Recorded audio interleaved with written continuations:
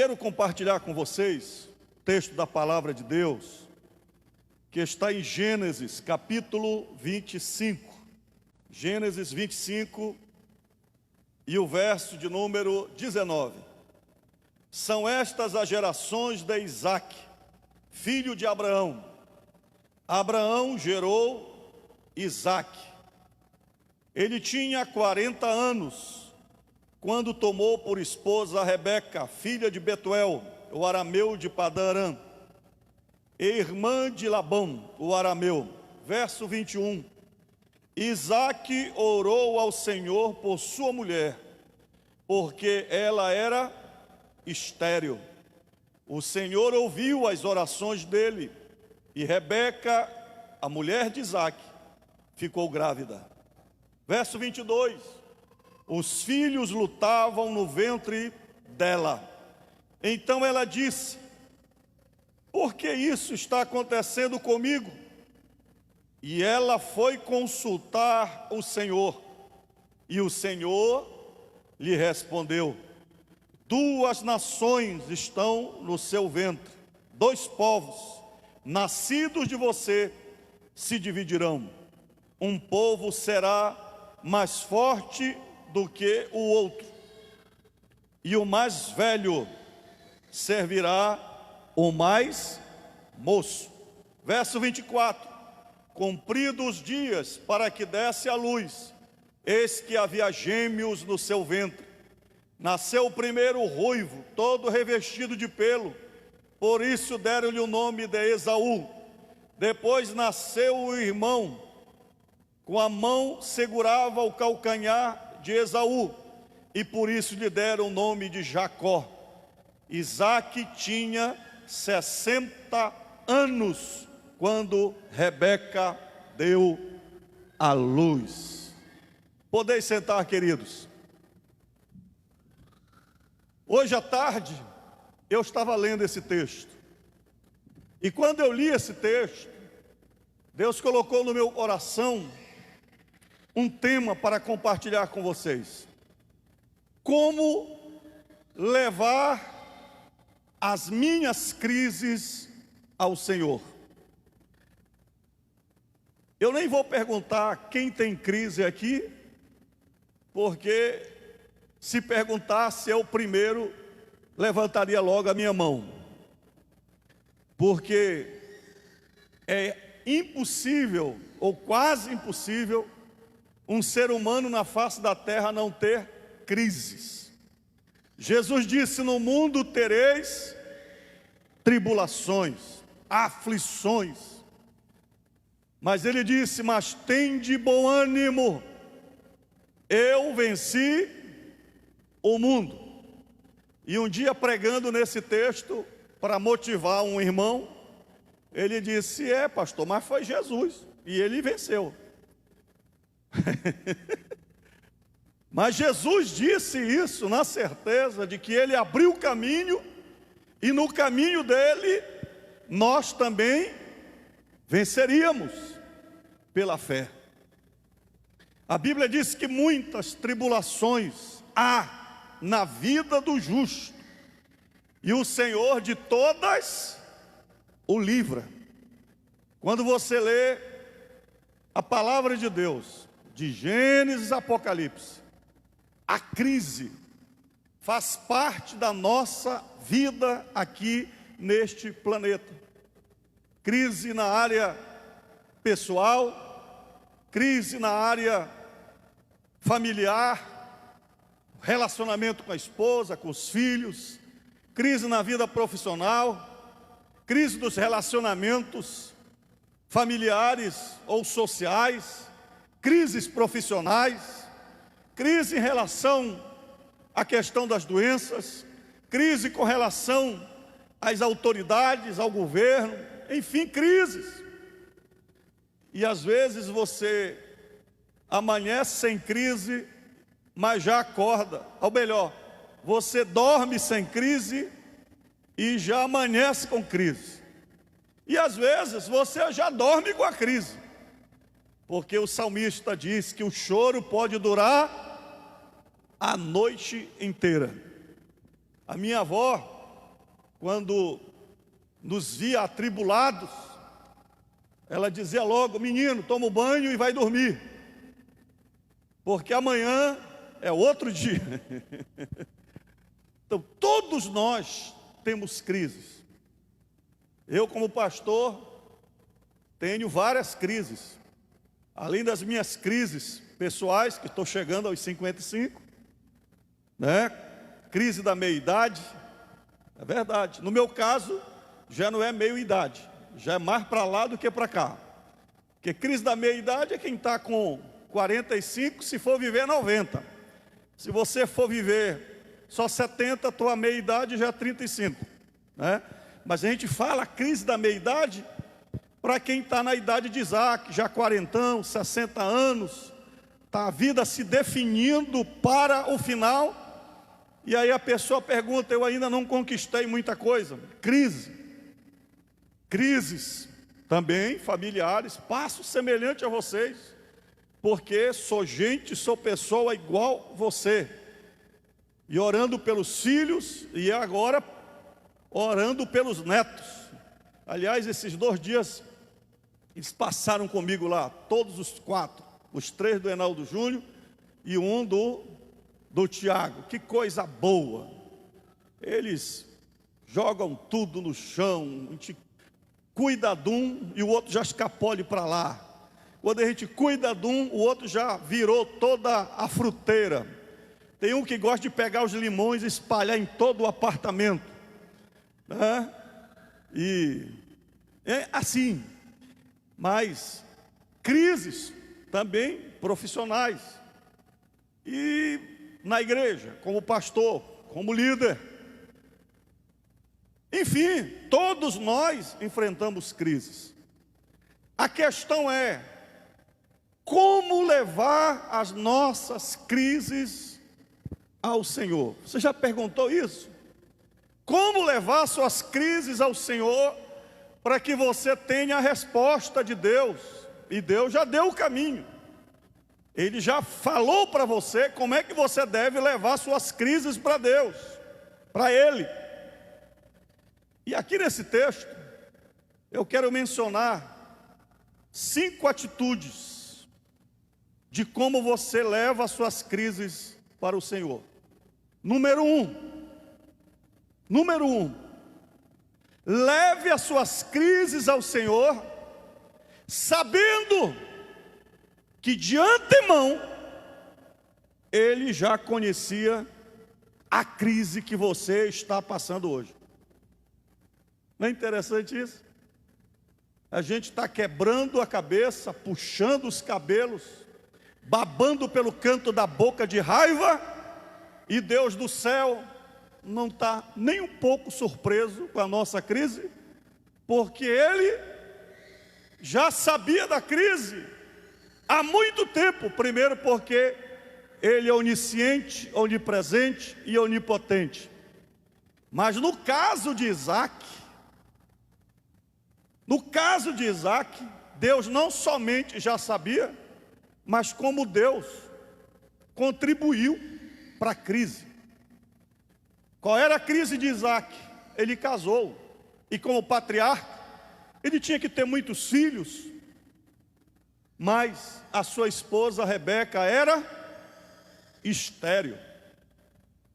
Quem foi que direcionou Isaac para casar com Rebeca? Foi o capeta? Foi o diabo? Foi Deus. Deus sabia que Isaac precisava gerar filhos. Para suceder o seu pai Abraão, dependia que ele gerasse filhos. Mas a Bíblia diz, se você ler o capítulo de número 24, não vou entrar em detalhes, a partir do verso 1, quando Sara morre, e para consolar Isaac da morte de Sara, mas não foi só por isso, porque o cara já era marmanjo de 40 anos e não saía de perto da tenda da mãe, mesmo ela morta, diz o texto, que ele continuava morando na tenda da mãe. E quando ele casa, para onde é que ele leva a Rebeca? Para a tenda da mãe dele. Que cara grudento, dependente, mimado. É por isso que não é bom o cara ter filho muito velho, porque ele vai criar o filho como um avô. Os meus netos chegam lá em casa, aí o tio Júnior, o Tiago dizem assim: mas papai, olha esses meninos. Eu disse: que bênção. Os tomates tudo pelo chão. Eu disse: maravilha. Aí um alterou a voz, aí a mãe já se meteu pelo meio: não briga com meu neto. Disse: mas a senhora não fazia assim com a gente. Disse: quando foi que eu levantei a mão para vocês? Pai, apaga tudo, porque agora é a fase do neto, para beijar, para abraçar. E a Bíblia diz, né? Não é a Bíblia que diz, né? Que o neto, ele tem uma função, é montar no burro manso que o filho já trabalhou. Quem já ouviu esse ditado? Isaac nasceu já com Abraão na velhice, e Abraão cuida de Isaac como se ele fosse um neto. Mas escute uma coisa, tudo disso Deus está envolvido. E a Bíblia diz que quando chega a idade de Isaac casar, ele chama o seu servo, chama Eleazar, e manda que ele vá buscar uma noiva para Isaac, lá em Harã, porque ele não queria que Isaac casasse com as filhas da terra de Canaã, que eram idólatras. E Abraão estava preocupado com a descendência, preocupado com a cultura, uma cultura espiritual, estava preocupado com a sua semente, conforme está em Gênesis capítulo 18, que a Bíblia diz que Deus escolheu Abraão, porque entre vários atributos de Abraão, Abraão saberia cuidar dos seus filhos, para que eles cuidassem dos seus filhos, e a sua descendência fosse abençoada, e na descendência de Abraão fosse abençoada todas as famílias da terra. O maior milagre e a maior bênção que você pode deixar, não é patrimônio, é o seu legado. Por que que Deus escolheu Abraão? Porque Abraão saberia cuidar da sua descendência e do seu legado. E o homem foi tão bom, que até hoje, milhares de anos depois, quem é que domina a terra? Quem são os mais ricos da terra? São os judeus e os árabes, todos descendentes de Abraão. Não vou entrar aqui no mérito da contenda entre eles, que seria uma outra mensagem. Mas o legado de Abraão foi tão bom, que hoje, até hoje, quem manda na terra são os descendentes de Abraão. E a descendência espiritual que somos nós também, descendentes de Abraão, por causa de Jesus. O que a palavra de Deus diz? Que o servo de Abraão, o Eliezer, quando ele chega em Harã, o que é que ele faz? O que é que ele faz? Ele obedece o que Abraão disse: Deus vai te direcionar. Quando você chegar lá, Deus vai te direcionar como você deve fazer para escolher uma esposa para o meu filho. E diz o texto que quando ele chega lá, na terra, em Harã, antes de tomar qualquer atitude, ele orou a Deus. E ele disse: Senhor, eu vou fazer aqui um pedido para você, que se o Senhor está na minha vida, que o Senhor me direcione como pediu o meu Senhor a Abraão, que a mulher que o Senhor escolheu para ser esposa dele. E esse pedido, no verso 14, ele diz: concede, pois, capítulo 24, verso 14, concede, pois, que a moça a quem eu disser, incline o cântaro para que eu beba. E ela me respondeu: beba, e darei ainda de beber aos seus camelos, seja a que designastes para o teu servo Isaque. E nisso verei que fostes bondoso para com o meu senhor. Olha o verso de número 15. Antes que ele acabasse de orar, eis que surgiu Rebeca, filha de Betuel, filha de Milca, mulher de Naor, irmão de Abraão, trazendo um cântaro sobre o ombro. A moça era muito bonita, virgem, a quem nenhum homem havia possuído, e ela desceu até a fonte, encheu o seu cântaro e subiu. Então o servo correu ao encontro dela e disse: peço que me deixe beber um pouco da água do seu cântaro. Ela respondeu: beba, meu senhor. E prontamente, baixando o cântaro para a mão, deu-lhe de beber. Depois de lhe dar de beber, disse: vou tirar água também para os seus camelos, até que todos bebam. E não era só um camelo, não. Só com presentes foram mais de 10 camelos. É muito litro d'água que um camelo bebe. Se um camelo bebe pelo menos aí uns 7 litros, 8 d'água, ela teve que abastecer aqueles camelos com quase 80 litros d'água. E não era da torneira da Cozampa, era no poço, puxando na corda. E outra coisa, ele não pediu para ela dar água para os camelos, ele só pediu para ele. Mas ela disse: eu vou dar água para todos os teus camelos. Por que ela fez isso? Porque Deus já tinha trabalhado no coração de Rebeca, para que ela também fosse revelada para Eliezer, para que ele soubesse que ela era a mulher que Deus tinha escolhido. Final da história. Se você ler todo o capítulo 24, ela aceita o convite, é abençoada pelos pais e vai embora casar com Isaque. Ninguém sabia que ela era estéril, nem ela mesma sabia que ela era estéril. Naquela época não tinha ginecologista, não tinha nem o tratamento médico, não dava para saber. Mas Deus já sabia. Sabia ou não sabia? Então levante as suas mãos e diga: na crise, eu devo levar as minhas lutas, os meus problemas para Deus, sabendo que Ele já sabe como vai resolver.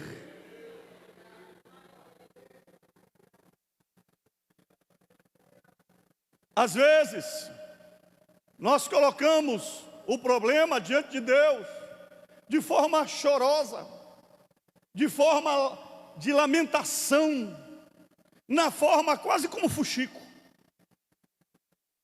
Você chega diante de Deus: Deus, eu vou te contar um negócio. O senhor sabe o que aconteceu no meu trabalho? É a gente chegar diante de Deus como que frustrado, e como se a nossa fraqueza estivesse em Deus.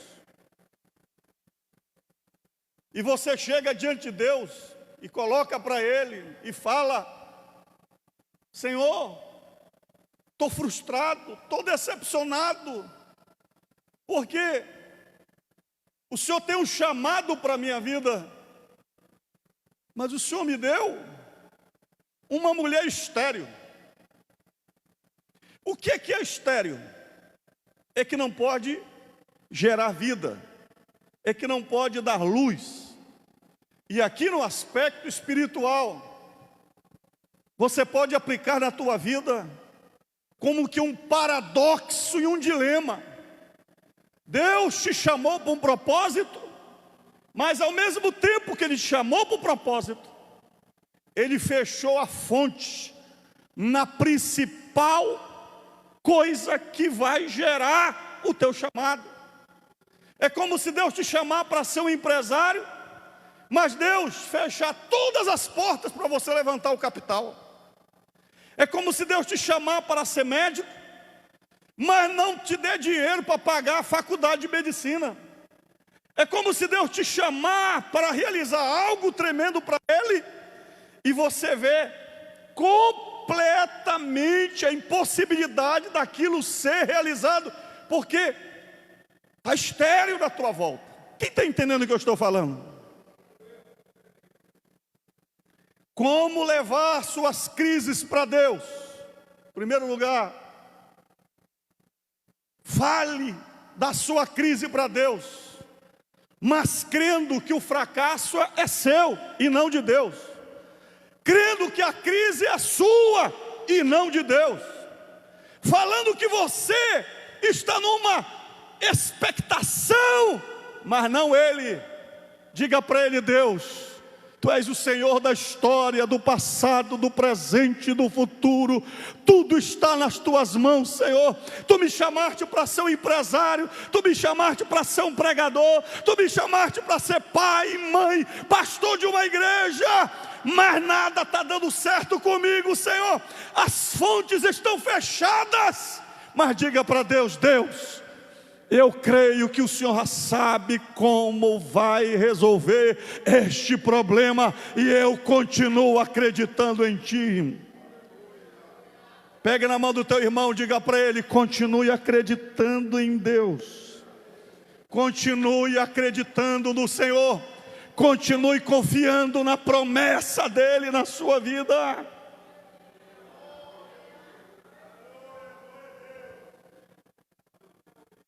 Segundo lugar, como levar as suas crises a Deus? Segundo lugar, creia que esta crise não é para te matar, é para te aperfeiçoar. Eu quero que você leia o texto comigo, porque muita gente lê a Bíblia, mas não presta atenção na Bíblia. Gênesis capítulo 25 e o verso de número 26, é o texto, verso 20, Gênesis capítulo 25, verso 20, é o texto que nós lemos. Ele tinha 40 anos quando tomou por esposa Rebeca, filha de Betuel. Agora dê uma olhadinha no verso de número 26. Depois nasceu o irmão, com a mão segurava o calcanhar de Esaú, e por isso lhe deram o nome de Jacó. Isaque tinha 60 anos quando Rebeca deu à luz. Quantos anos Isaque tinha quando casou com Rebeca? 40. Quantos anos Abraão tinha quando Isaque casou? 100. Era isso? Não, 140. Quando Isaque casa com Rebeca, quantos anos Abraão tinha? 140. Quando os meninos nasceram, quando Rebeca teve a sua esterilidade curada e Esaú e Jacó nasceram, Abraão tinha quantos anos? 60 anos. 160. Quando os meninos nasceram, Abraão tinha 160 anos. Com quantos anos Abraão morreu? Vamos para a Bíblia. Veja o verso de número 7. Os dias da vida de Abraão foram 175 anos. Com quantos anos Abraão morreu? 175. Observe que a Bíblia faz questão de antecipar a morte de Abraão no registro. Observe que a Bíblia só conta a história de Isaque depois que ela encerra de Abraão. E a gente tem a impressão que Abraão morreu antes de Isaque gerar seus filhos, e não é verdade. Abraão conviveu com Isaque toda a sua angústia. Se você ler o verso de número 1 do capítulo 25, diz a Bíblia que Abraão casou com outra mulher, chamada Quetura. Ela lhe deu à luz a vários filhos. Isaque e Abraão se separam. Abraão vai viver outra vida. Eu digo que terminou a missão de Abraão no aspecto de gerar o seu descendente. E Deus disse: Abraão, eu vou te dar mais alguns anos de vida para você, eu vou te liberar para você ainda viver, como você cumpriu o meu chamado, eu vou te dar mais 35 anos de vida para te curtir aí. Abraão casa com Quetura, ele tem outros filhos, mas o que é que acontece? Nesse processo em que Abraão viveu 35 anos, de longe, Abraão, o pai da fé, está vendo o seu guri, o seu filho sofrendo. Quem está entendendo o que eu estou falando? Abraão vê o seu filho casar com 40 anos, e de 40 anos a 160 anos, durante 20 anos, não nasce um filho, não nasce nenhuma menina, não nasce nenhuma descendência. 20 anos, a angústia, a crise. Mas a Bíblia diz: onde está Abraão? Curtindo a vida dele. A Bíblia não fala em nenhum momento, e não importa para Deus nesse momento, saber se Abraão foi visitar Isaque. Durante 20 anos, quem é que está em crise? Abraão. Se você ler o verso, nesses 20 anos, diz assim: Abraão casou com outra mulher que se chamava Quetura. Ela lhe deu à luz a Zina, a Joquizã, a Medã, a Midian, a Isbaque e Sua, Joquizã, Jeroseba e Detã. Os filhos de Detã foram Assurim, Letiuzim, só nome complicado, Leumim. Os filhos de Midian foram Efã. Veja que Abraão está lá produzindo. A crise de Abraão passou depois dos 100 anos. E o homem começou a se danar, a fazer filho depois dos 100 anos. Quanto mais velho, mais bom de filho Abraão era. Eu pergunto se na crise Isaque não olhava para lá. Meu pai, que estava em crise, agora está gerando filhos. A descendência, a promessa veio para mim, mas eu não gero nada. Eu creio que nesse período de 20 anos, Abraão orou por Isaque, mas a Bíblia não registra, porque a crise é de Isaque. E diz o texto, olha o que diz o texto, olha o que fala a palavra do Senhor. Irmãos, se a gente lê a Bíblia com atenção, verso 21, Isaque orou ao Senhor por sua mulher, porque era ela estéril. Pergunte aí para o seu irmão: quanto tempo você vai demorar para entender que você tem que orar, que você tem que jejuar, que você tem que colocar o joelho no chão, e você não pode depender da oração de Abraão? A crise não é para te matar. A crise é para você entender que agora chegou a tua vez, e nem Abraão pode te ajudar. Se você não tomar um posicionamento diante de Deus, pelo teu ministério, pelo teu filho, pela tua mulher, pelo teu trabalho, pelo teu chamado, você não pode ficar confiando nos outros, na oração dos outros, na opinião dos outros, no apoio dos outros, no tapinha dos outros. Você tem que chegar e dizer: Deus, minha mulher está estéril, Senhor. O que eu acho lindo, irmãos, é que, por que Deus espera a gente orar, se Ele já sabe do que a gente precisa, se Ele já sabe do que nós necessitamos? Porque Deus quer ouvir a gente clamar, porque não é o filho, não é a cura da esterilidade. O que Deus está fazendo é você crescer os seus músculos, é você se agigantar espiritualmente, para que você consiga realizar aquilo que Ele quer realizar através da sua vida.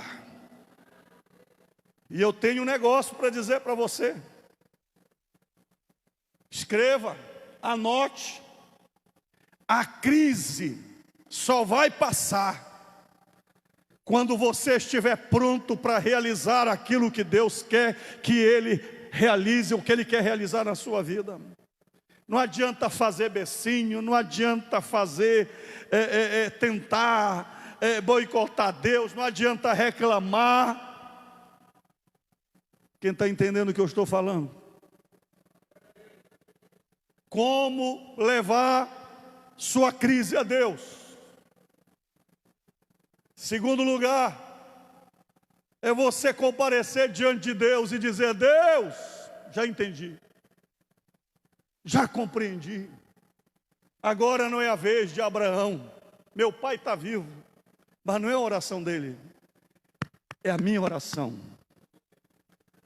O Senhor quer que eu ore, o Senhor quer que eu me prostre diante de Ti, o Senhor quer que eu me agigante na Tua presença, o Senhor quer realizar através da minha vida.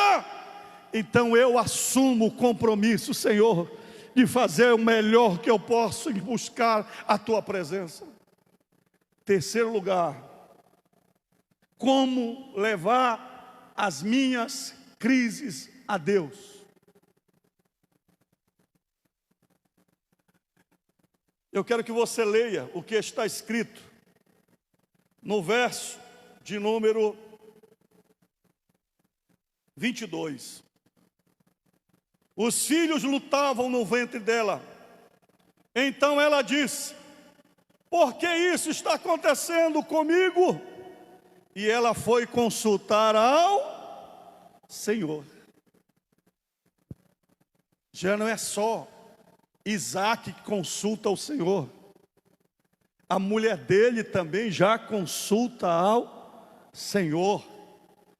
A mulher dele, em vez de procurar o ginecologista, a mulher dele já prioriza a Deus para saber o que é que Deus tem a ver com essa história.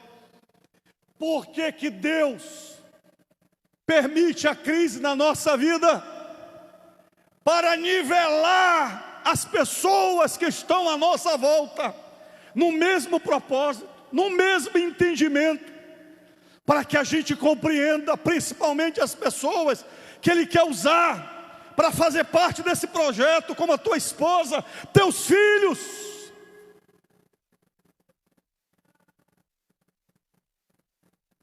E todas as pessoas que farão parte do projeto e do propósito de Deus na tua vida passarão pelo processo.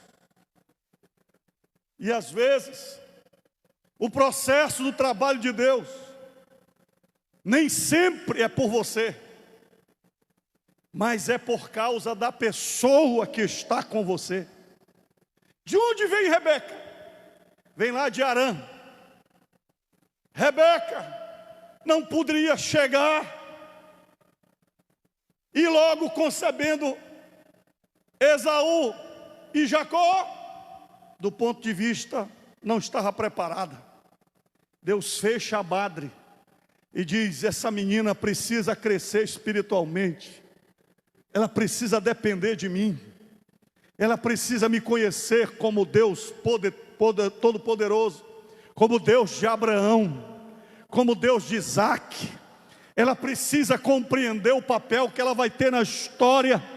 Ela precisa entender que ela não vai gerar apenas um menino, mas ela vai gerar um propósito, ela vai ser mãe do matriarca, cujo matriarca vai gerar a nação de Israel.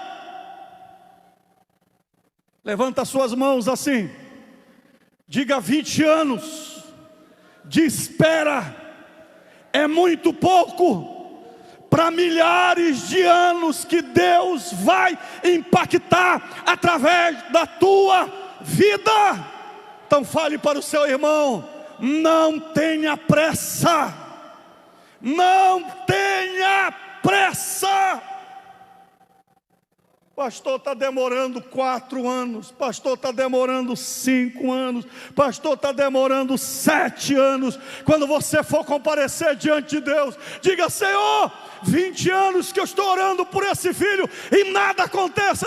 Não pergunta para Deus por quê, pergunte para Deus: para que, Deus, tanto tempo? Quem está entendendo o que eu estou falando?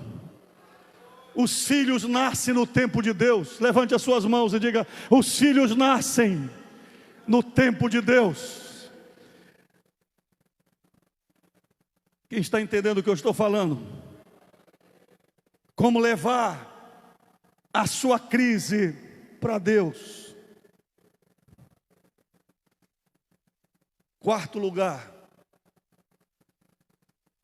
leve a sua crise para Deus, sabendo que Ele, o próprio Deus, é poderoso, na hora certa, no momento certo, para fazer aquilo que Ele já determinou a fazer.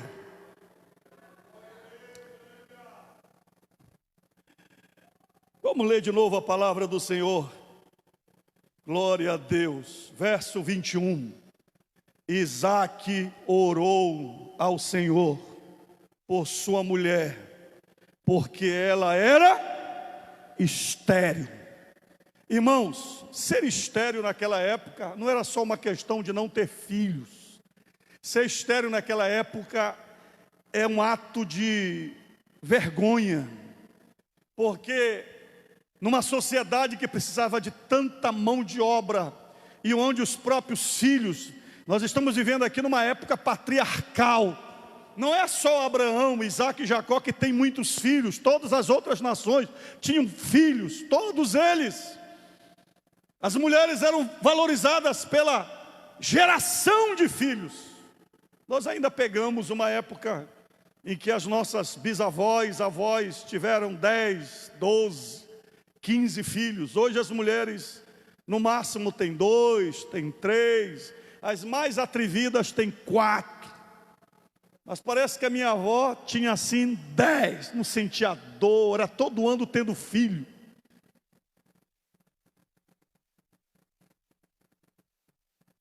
E no caso de Rebeca, ela tinha humilhação.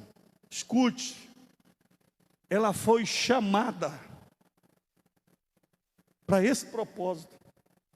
Por que que Abraão mandou o seu servo para buscá-la lá em Harã, para ela gerar um filho? Olha a vergonha dessa mulher nesses 20 anos.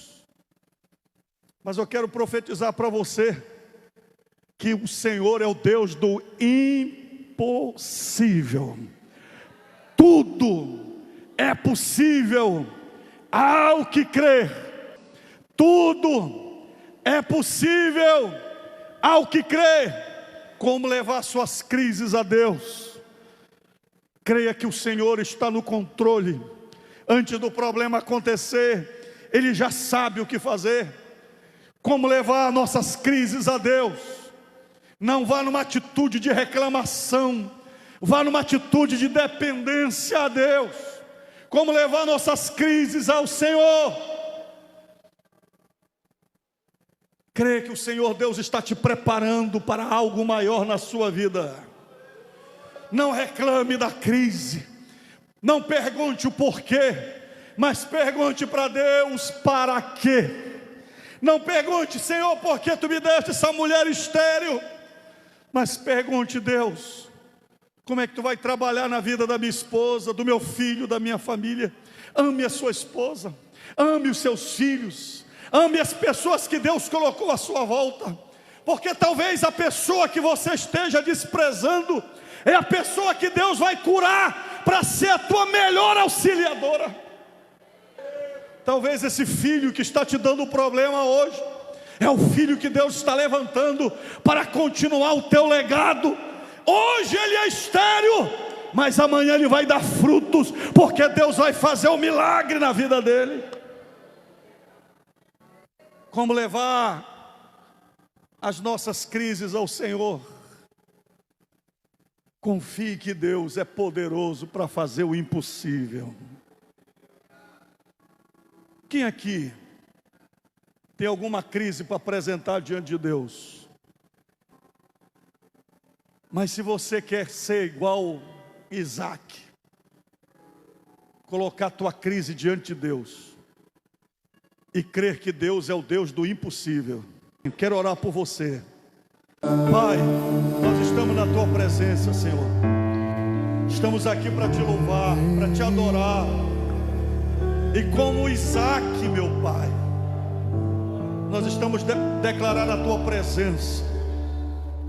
Que as nossas crises, que as nossas lutas, todas elas são conhecidas por ti, Senhor. Não há nenhuma dor, nenhuma aflição que te pegue de surpresa, meu Pai. As doenças, as dívidas, os problemas, algumas que nós nos envolvemos porque não vigiamos, mas pela vontade diretiva ou pela vontade permissiva, o Senhor conhece de todas elas, Senhor. Assim como Isaac, que casou com Rebeca, e o Senhor direcionou, o Senhor já sabia que ela era estéril. Mas nós colocamos as nossas crises diante de Ti, meu Pai, sabendo que o Senhor é soberano, é poderoso. O Senhor é o Senhor da história e conhece todas as coisas. Hoje nós declaramos, Senhor, que nós nos conformamos diante da sua soberania. O Senhor sabe porque permitiu que a gente passasse por esse processo. Nós sabemos, meu Pai, que Tu tens o melhor para a nossa vida, e tudo tem um propósito, Senhor. Trabalha no nosso coração, que nesta crise a gente saia mais forte, que nessa crise a gente se agigante espiritualmente, que nesta crise, Senhor, a unção seja renovada, o poder seja renovado, que nós sejamos santificados, Senhor, pelo poder do Teu nome, Senhor. Nós declaramos que nós cremos que o Senhor pode fazer o impossível, assim como o Senhor curou a esterilidade de Sara. O Senhor está curando aqui nesta noite. Não importa se é de câncer, se é doença incurável, o Senhor é maior do que qualquer doença que seja impossível para o médico. O Senhor faz o impossível. Nós estendemos as nossas mãos diante da Tua presença, Senhor, e nós recebemos a Tua vitória, nós recebemos o Teu milagre, nós recebemos a Tua bênção, Senhor, em nome de Jesus. Em nome de Jesus. Amém, Senhor.